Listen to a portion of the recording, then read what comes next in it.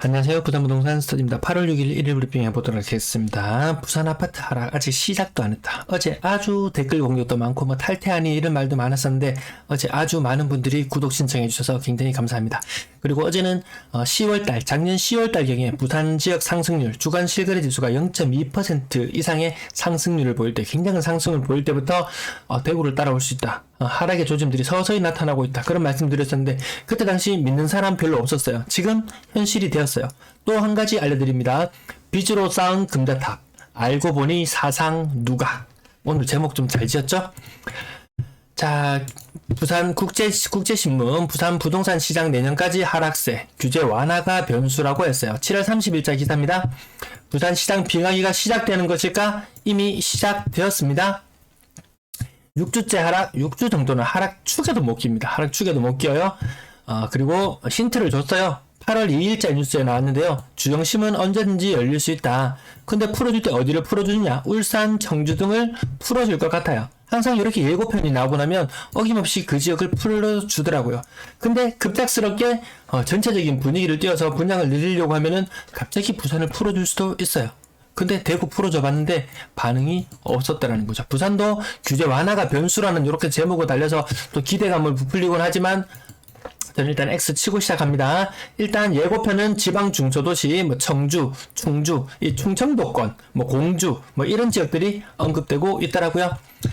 자, 빚으로 쌓은 금자탑. 여기 한국은행 보도자료예요. 네이버, 구글에 가셔서 검색어 부산지역 가계부채 잠재 리스크 점검이라고 하시면 7월 20일자로 나온 보도자료를 확인하실 수 있습니다. 자세한 내용을 읽어보실 분은 다운받아서 읽어보시면 되고요. 아니면 요약 부분이 있어요. 앞부분에 요약 부분만 보시면 전반적으로 이해가 쉬워질 거예요. 2020년 이후 가계부채가 급증했다. 가계부실에 대한 우려가 제기되었다. 그래서 이런 보고서가 나오는 거예요. 17년 이후 둔화세를 보이다가 규제지역 해제하고 나서 집값이 엄청나게 오르면서 상승폭이 확대됐다. 부채, 결국 이 집값을 또 받치고 올렸던 것은 부채였다는 결론이 나오는 것 같습니다. 결국 젊은이들은 또 부산 지역을 굉장히 많이 떠나간다는 뉴스도 아우러서 같이 나옵니다. 이 중장년층들의 주된 투자, 그것이 결국 자녀 세대들이 부산을 떠나게 만드는 원인 중에 하나가 되지 않았나? 결국 그들이 나중에 또 뒷값을 떠받쳐줘야 될 텐데 너무 많이 떠나고 있는 것 같아서 마음이 아픕니다. 가계부채의 증가율은 전국보다 낮았으나 차주수 증가율이 미미하며 1인당 가계부채 증가 규모 전국보다 컸다. 1인당 가계부채 증가 규모가 전국적 평균은 1,480만원인데 1,608만원 더 많은 빚을 내서 더 집값을 끌어올렸다. 고령층 인구 증가로 지역 내 고령층 가계부채 증가율은 여타 세대에 비해 높게 나타났다. 고령층도 많이 땡겨 쓰고요. 그 다음에 2020년, 21년 중에 청년층 30대 이하 40대까지도 가계부채가 크게 증가. 별표 딱 쳐져 있죠. 밑에 세부 설명 살펴보시면은 30, 40대가 빚을 굉장히 많이 냈다. 특히 어디에서? 주택담보대출이 가계부채 증가를 주로 견인했다. 이 말인즉슨 지금 금리 부담이 높아지면서 쓸 돈이 없다. 결국 이것은 자영업자의 붕괴까지 불러올 수 있다. 고작 집값 하나 떠받치려고 젊은 세대가 떠나고 자영업자가 무너지고 이런 것들이 같이 동반되어서 나타나고 있는 것 같습니다. 자영업자의 가계부채 증가율은 좀 낮았다. 전국 평균보다 조금 낮았다. 근데 연소득 2천만원 이하면 고령층 중심으로 급증했다. 자영업자. 아주 살기 힘든, 아주 좀 취약계층이라고 볼 수 있죠. 이 계층으로 사업자 대출. 이것도 부동산으로 좀 많이 들어가잖아요. 이것도 많이 증가했다. 좀 우려되는 부분들이 나타나고 있어요. 고신용 차질 가계부채가 전반적으로 증가하고 증신용도 증가하고 절신용만 감소하고 돈 없는 사람은 빚 내봐야 어차피 비싼 집 못 사니까 안 사고 어느 정도 조금 먹고 살만하다 하면 너도 나도 빚을 내서 집을 샀다.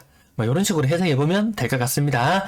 전반적인 신용 등급이 개선되었다. 뭐 이런 내용도 있고요. 어쨌든 전반적으로 마지막 가계리스크 점검 마지막 정리 부분으로 가보면은 가계부채 연체율은 양호한 편이다. 왜? 뭐 자영업자나 이런 사람들 뭐 상한 유예나 이런 것들 때문에 연체율이 낮지. 이런 것들 다시 정상으로 복귀되고 나면 연체율은 높아질 것 같아요.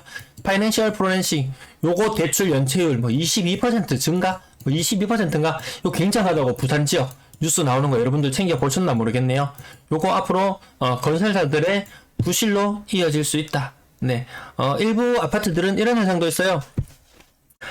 계약금 다 받았다. 뭐 재개발을 위해서 계약금 다 받았어요. 그래서 거기 살던 사람들이 새로운 집을 살려고 또 집을 막 샀어요.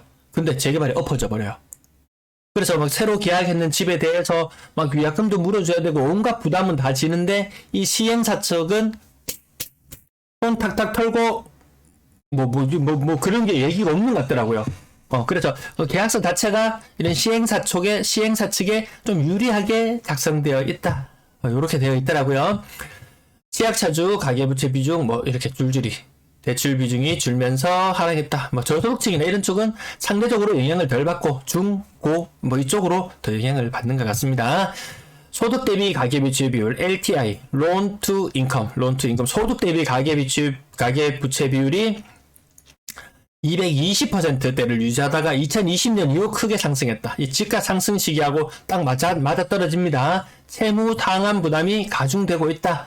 얼마나 증가했냐 보면 225% 수준에서 248% 수준까지. 아마 지금도 집값이 오른다고 믿는 분들 대출 내면서 조금 더 올라갈지도 모르겠어요. 어쨌든 소득 대비 대출이 과다하다.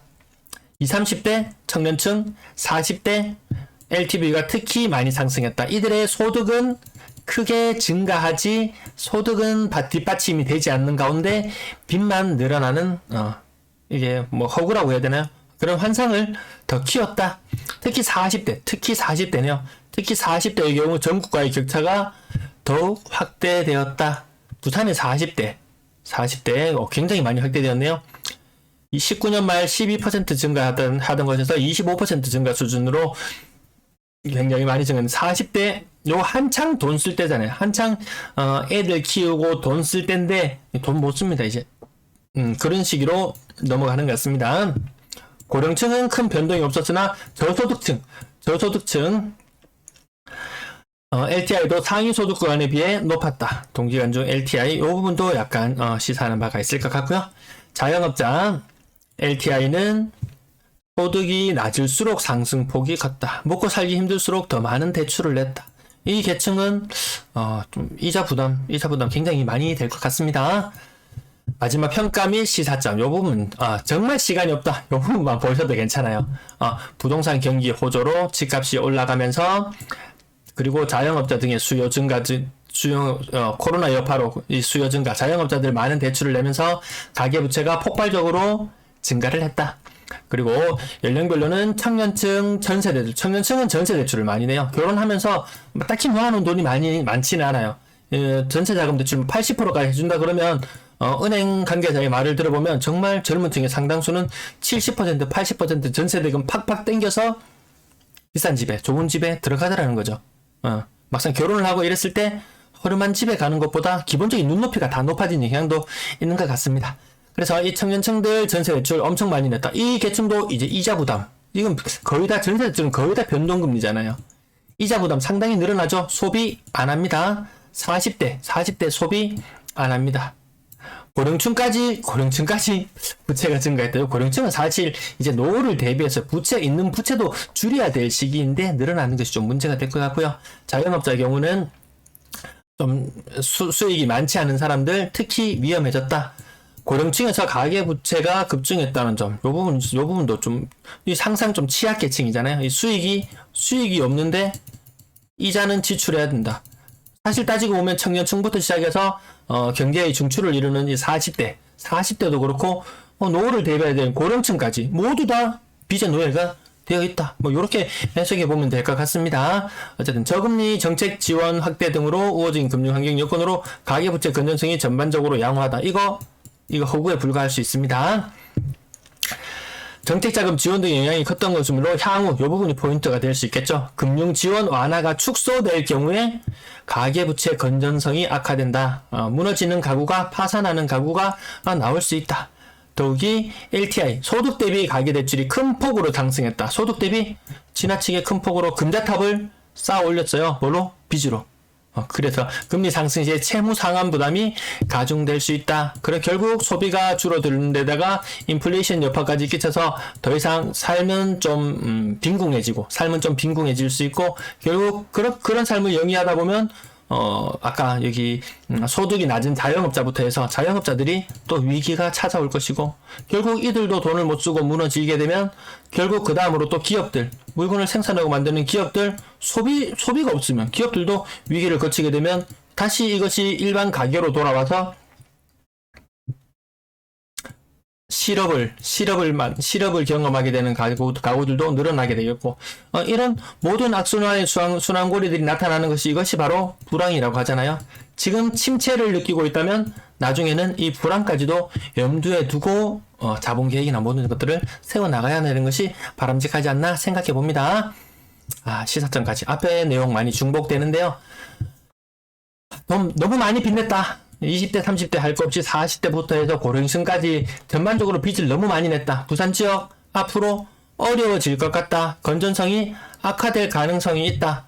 단디 준비해라. 이렇게 아마 마무리될 것 같습니다. 구독, 좋아요 안 하고 보는 흑흑업체 오늘 두 편으로 나눠서 올릴게요. 영상이 너무 길어져서 두 편으로 나눠서 올리겠습니다. 1부 감사합니다.